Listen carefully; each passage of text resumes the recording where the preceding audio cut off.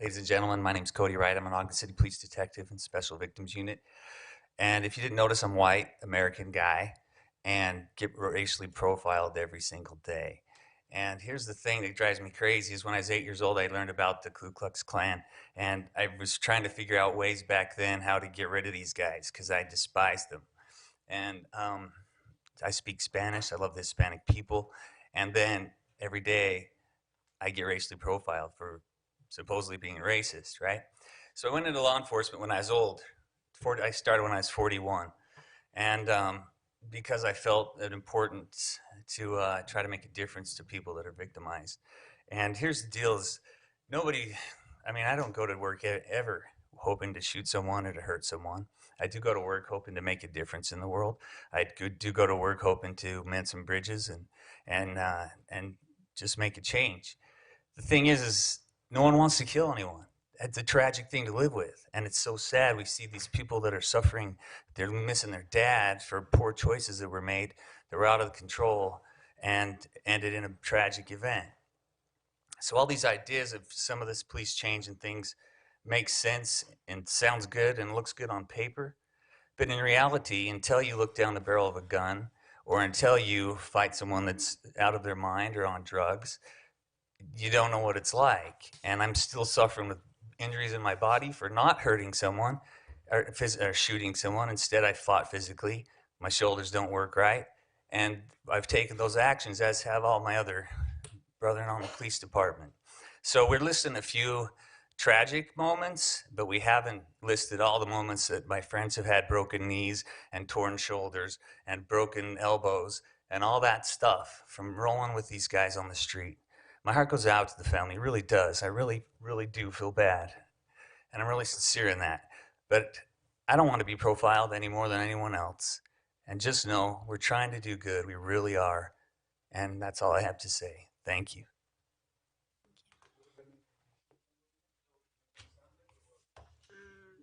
Yeah, we can't have comments in the middle of the audience. So I'm Officer Benjamin Frankham. My older brother was Officer Jared Frankham of the Ogden City Police Department. He died back in 2012, serving a drug warrant here in Ogden. So for the family, I do understand having the loss of a family member. For the children, I've watched my nieces, 2 and 4 at the time, grow up without a father. I've watched my sister-in-law and my parents grow up, and myself continue to age without a very stable family member in our family.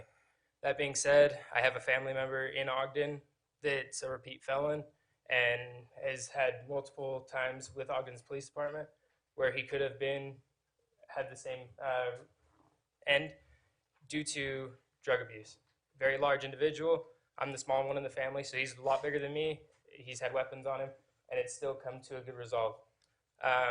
For the members of the community that keep requesting we have a different option, I don't think personally any of you would be okay if I showed up to your house on a basic call, a very minimalistic call, with a shotgun slung over my shoulder. That's what it would require to have a beanbag on every call.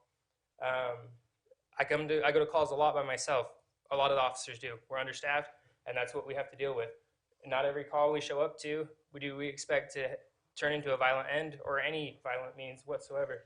So for me to come into your house on every call with a shotgun slung over my shoulder, I don't see any of you wanting that any more than I want to. We all want to look and be the nicest, kindest officers we can, but at times that we get our cards pressed against us and we get pushed against the wall and things happen. I understand the heartache of the family, I really do. My older brother died as an officer. 6 officers were shot total. He was the only one that died because he stayed in the house, and while other officers that got shot, and we're not, for those that want us to react to being shot at, there's officers that have been in this room today. There's multiple officers that still work at the police department. One was shot in the head, one was shot in the jaw. My older brother, succumbed to his injuries and ultimately died, leaving 2 children and a wife behind. So I understand the heartache, but in an incident where a man's coming with a knife towards officers and towards 20 people behind them, what do you guys want us to do? Do you guys want us to come into in your house with a shotgun every time we come to a call? If you want a VIN inspection, if you get a barking dog, if you get in a car accident, do you want me to get out of my car with a shotgun slung over my shoulder?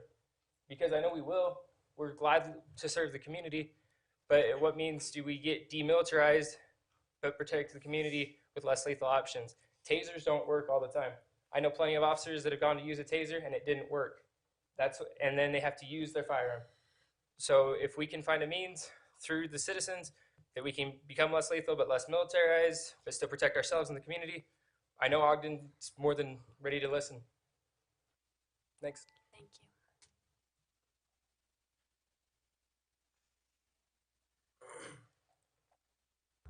My name is Detective Gust, and I'm also a citizen of the city of Ogden. I work for the Ogden Police Department, and I also live just a few doors down from where the incident occurred on August 16th. I'd just like to caution the city council about the use of words. When we talk tonight, a lot of people were talking about feelings. A lot of people were talking about how it made them feel. But the facts were also laid out tonight. The facts were also laid out that in violent involved incidents, 99% of the time, we were able to de-escalate that situation. 99%. The facts of the case were that there were 40 seconds between when officers had a chance to de-escalate the situation and ask him to drop the knife. Thanks to a timer here we have today, 40 seconds, we can count it down. We didn't have an opportunity to have somebody respond to de-escalate the situation. We didn't have an opportunity to run back to a car to grab a beanbag shotgun had one been provided. This is real life time. Things happen quickly. They escalate quickly. I've been on calls where incidents escalated where somebody seemed friendly and then the next moment they turned and they wanted to fight. So I would like to point out the facts. I'd also like to call attention, there's been talk of other police departments in the state, Salt Lake City, Park City. Salt Lake City not long ago was recognized for a year-long drought of not having an officer-involved shooting. In the same time period that Salt Lake City had that year-long drought, Ogden City had a year-and-a-half-long drought. I was sworn in 2016, and in 2017, in the beginning of the year, we had an officer-involved shooting, and not until October 2018 did we have another. We weren't nationally recognized. We cautiously, calmly, quietly kept doing our job because that is what we do. We are professionals and we do the best that we can to help our community. Thank you. Thank you.